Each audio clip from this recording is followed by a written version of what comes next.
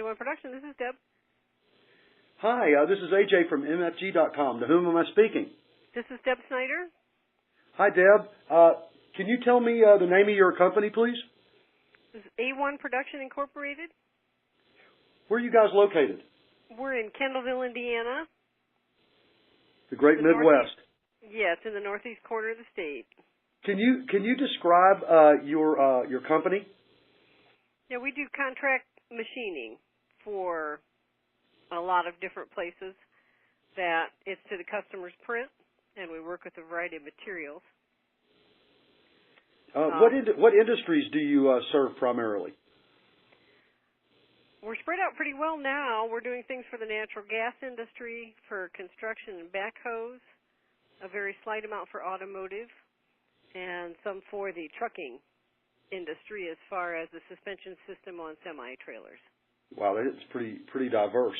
Any specialties that your company has? One of the specialties that we started with was the hardened ground bushings for the construction, and we still do a lot of that. But now we also end up doing a lot of what we call larger parts. They're like 10 to 12 inches long, with threading on each end because we have machines with live tooling, so we can do things in one op. We also do a lot of deep drilling. We have holes 6 to 8 inches deep and about an inch. So we've gained a lot over the years. Cool. How long have you been using MFG.com?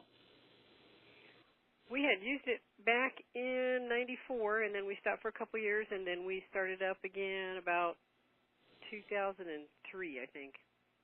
I see. Can you talk about your experiences on MFG.com, particularly how it's helped you? At first, it just helped us to understand how important it was that quotes were time sensitive, because we weren't very good at getting quotes back to the customers. And on MFG, if you don't have them done, they close and you can't get them. So that reminds you. So we got much better at that.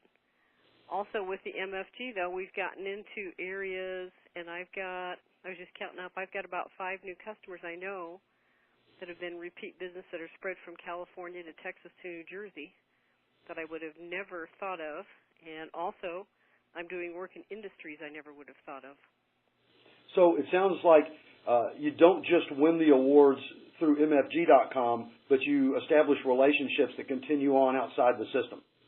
Yes, and that was the really good part of the MFG.com, is because you get to actually talk to the buyer. You get to know them. They can call you. And I found that was good because we always knew what we could machine, but we didn't know who needed it. So on MFG, by seeing the blueprint, it's like, well, we can machine that. Right. And more concerned about can we do the work than what it's going to go into. And that's really helped us a lot. You'd mentioned, and I talked to a lot of different people about this, communicating with the buyers. That's awfully important to you as you're going through the award process? Yeah, one thing I did find is that when at first we were just trying to slam everything to try and see if we could break in a new market and figure out what to do. And we didn't get very much work. But then when I started contacting the buyers to see if they had any questions or they had something and I had a question for them, once I opened that dialogue, then that made the big difference. Absolutely. We see that a lot as well. When you're using MFG.com and you find an RFQ or a prospect that seems like they'd be attractive to you or a potential partner for you, do you spend a lot of time vetting that buyer, looking at their profile, checking them out? I don't think I always spend as much time when it's on MFG because I feel that some of the screening's already been done. I see. I do some because I want to know what industry they're in and what the potential would be. So I do check if I look more and it's looking like as we proceed with the quote that it's something I can do, then yes, I start to check. I'll go to their website. I like it that MFG has a link to their website so I can see what it is they're doing and what other kinds of things they might need. You obviously don't bid on every job that you find on MFG.com anymore. You're selected? No. Yep. But I just So you are selective in in the past year. Beg pardon? I just picked up another customer in the past year from a really. It seems like on MFG.com I'm winning the really simple parts, and then the customer after that has us make a complex part. And that's the way it is in real life, though. If you look, most people look at their best customer today and go back and look at the first order they got from them. You know, it usually starts out small because they want to check you out just like you want to check them out. Right. Yeah, and it was even the parts that I think of are just real basic, easy to make, but they really liked our quality and gave us a chance to do more then. Your MFG.com profile, have you found that that's been effective for you?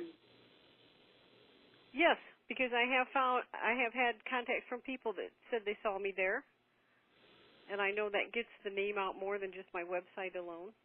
Right. Very good. Deb, is there anything that you'd like to add about your experiences with MFG? I think you've pretty well covered it all, just that I'm very happy with it. I had considered whether or not to renew because we right now are having trouble keeping up with the work we've got.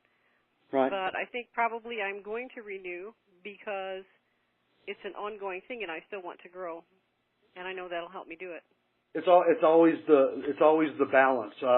And we see a lot of people who choose to opt out because they've gotten enough work and then return.